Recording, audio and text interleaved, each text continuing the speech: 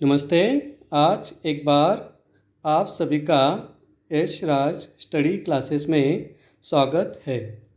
पहले भाग में हम लोगों ने देखा कि किस तरह परी ने जंगल को अपने पेट में निगल लिया और डोलू ने किस तरह यंत्र के माध्यम से जंगल की सारी हरकतें देखी। आज हम इस पाठ का अगला भाग देखते हैं। डोलू ने परी से सवाल किया, यह जंगल अब क्या तुम्हारे पेट में ही रहेगा? परी बोली, नहीं नहीं, मैंने तो बस तुम्हें चकित करने के लिए जंगल निगला था। जंगल तो मेरा दोस्त है, बल्कि सभी का दोस्त है। क्या क्या नहीं देता जंगल आदमी को। अगर जंगल खत्म हो जाए तो सभी का जीना ही दूभर हो जाएगा। और यहाँ पे परी डोलू के सवाल का जवाब देती है और परी कहती है कि मैंने तो बस तुम्हें चकित करने के लिए जंगल निगला था। जंगल तो मेरा, तुम्हारा, हम सभी का क्या है, दोस्त है। जंगल हमें क्या क्या नहीं देता है। फल देता है, फूल देता है, ऑक्सीजन देता है, शुद्ध हवाएं देता है। अगर जंगल खत्म हो जाए तो हम सभी का जीना मुश्किल हो जाएगा। नानी परी तो अपनी आँखों में पूरा समुद्र भी भर सकती है, मछलियों और जीव जंतुओं समेत। बिल्कुल मत्स्य जैसी लगती है तब परी की आँखें। और डोलू नानी से कहते हैं कि परी तो अपनी आँखों में पूरा सागर या समुद्र भी भर सकती है, मछलियों और जीव जंतुओं समेत। बिल्कुल मत्स्य जैसी लगती है तब परी की आँखें। एक बार तो सारे बादल ही पकड़कर अपने बालों में भर लिए थे। डोलू नानी को परी की और एक कहानी यहाँ पे सुना रही है और डोलू नानी से कहते कि एक बार तो सारे बादल ही पकड़कर अपने बालों में भर लिए थे। किसने? परी ने। पर थोड़ी ही देर में परी ने उन्हें छोड़ भी दिया। अगर उन्हें पकड़े रखती तो बारिश कैसे होती? डोलू नानी से सवाल करती है कि यदि बादलों को हमेशा के लिए परी पकड़ कर रखती तो बारिश कैसे होती?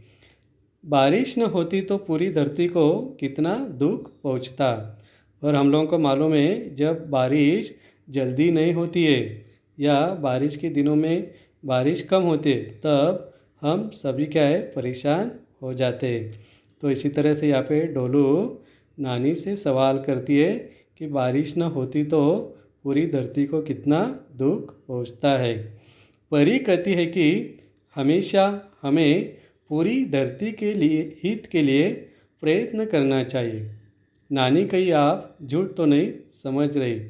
और परी डोलू से कहती है कि हमें क्या करना चाहिए, हमेशा धरती के हित के लिए काम करना चाहिए। लेकिन बल्कि आज मनुष्य अपने स्वार्थ के लिए क्या है, धरती को नुकसान पहुंचा रहा है। और डोलू नानी से कहते हैं कि आपको मेरी ये सारी बातें झूठ तो नहीं लग रही है। नानी जरा संभली, आंखें मसली, सिर को भी सहलाया, बोली, नहीं नहीं डोलू, जब ऐसे विस्मित करने वाले कारनामे अपनी आँखों से देखूंगी तो कितना मज़ा आएगा।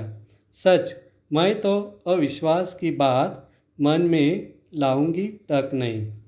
और यहाँ पे जब डोलू नानी से कहती है कि आप झूठ तो नहीं समझ रही है, तब नानी खुद को संभालती है, अपनी आंखें मसलती है, सिर को भी सहलाती है और डोलू से कहती है, नहीं नहीं, जब ऐसे विस्मित करने वाले कारनामे मैं खुद अपनी आँखों से देखूंगी तो मुझे भी क्या है, बड़ा मज़ा आएगा। सच, मैं तो अविश्वास की बात मन में लाती भी नहीं हूँ। हाँ हाँ, मैं परी से आपको मिला दूंगी। डोलू की आवाज़ में गज़ब का विश्वास था और डोलू के आवाज़ में अभी गज़ब का विश्वास दिखाई दे रहा है क्योंकि नानी उसको ध्यान से सुन रही है और वह अभी नानी को परी से मिलाने की बात भी कर रही है। पर पहले यह तो बताओ कि मैं पहाड़ लाकर दिखाऊं।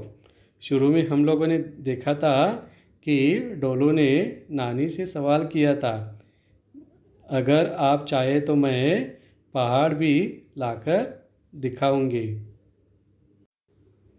और वह नानी से पहाड़ लाने की बात करती है या नानी को पहाड़ लाकर दिखाने की बात करती है।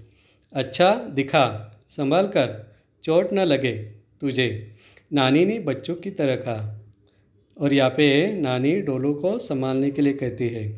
तो फिर आंखें मूंदो, मैं अभी आई पहाड़ लेकर। और यहाँ पे डोलू नानी से कहती कि आंखें मूंदो मतलब अपनी आंखें बंद करो और मैं अभी पहाड़ लेकर आती हूँ। नानी ने आंखें मूंद ली मतलब नानी ने अपनी आंखें बंद कर ली। बच्ची जो बन गई थी, डोलू थोड़ी ही देर में पहाड़ लेकर आ गई। बोली, नानी आंखें खोलो और देखो ये पहाड़। नानी ने आंखें खोल दी। पूछा, कहा, यह क्या है? पहाड़। अब क्या था? दोनों खूब हंसी। नानी ने डोलू को खींचकर उसका माथा चूम लिया। प्यार से बोली, तुम सचमुच बहुत नटखट हो डोलू। और इस तरह से यहाँ पे डोलू नानी के सामने क्या है, पहाड़ लेकर खड़ी होती है और थोड़ी देर में वह नानी को अपनी आंखें खोलने के लिए कहती है। और यहाँ पे हम लोगों ने देखा है कि नानी भी डोलू के साथ साथ एक छोटी बच्ची की तरह बर्ताव करती हुई दिखाई दे रही है। जिस तरह से हमारे घर में बड़े लोग छोटे छोटे बच्चों के साथ खेलते हैं, तो इसी तरह से यहाँ पे भी नानी डोलू के साथ खेलते हुए नज़र आ रही है।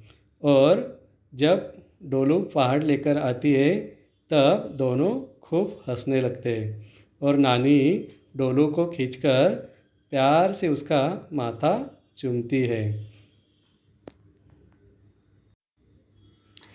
नानी ने अब डोलू से मुस्कुराते हुए पूछा, भाई डोलू, अपनी परी दोस्त से भला कब मिलवाओगी? कहो तो अभी।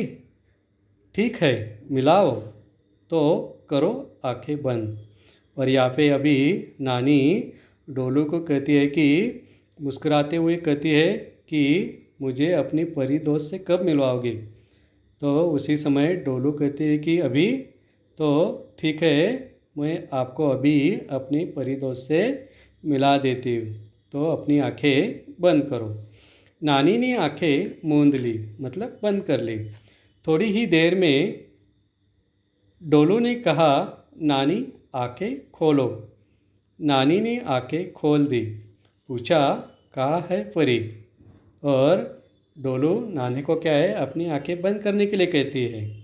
और थोड़ी देर में क्या है, खुद जो डोलू है वह नानी के सामने खड़ी हो जाती है और नानी को अपनी आंखें खोलने के लिए कहती है। यह कौन है? परी, नानी ने कहा। और जब खुद डोलू नानी के सामने आती है तो नानी उसको कहती है कि कहाँ है परी? तो डोलू खुद को क्या है, नानी के सामने परी जैसे खड़ी हो जाती। परी जैसे वो परी की तरह बन के नानी के सामने खड़ी हो जाती है क्योंकि डोलू परी जैसे पंख लगाकर सामने खड़ी थी। जो डोलू है वह खुद क्या है, परी बनके नानी के सामने खड़ी हो गई है। दोनों फिर खूब हंसी। उसने अपनी ही फ्रॉक पर कागज लगा रखा था जिस पर लिखा था परी। और जब डोलू खुद परी बन के नानी के सामने खड़ी हो जाती है और नानी अपनी आंखें खोल के डोलू को अपने सामने परी के रूप में देखती है। तो दोनों फिर से क्या है, खुशी से बहुत हंसते हैं। और डोलू क्या है, अपने फ्रॉक पे परी लिखकर आई थी। तो इस तरह से यह पाठ यहाँ पे पूरा होता है।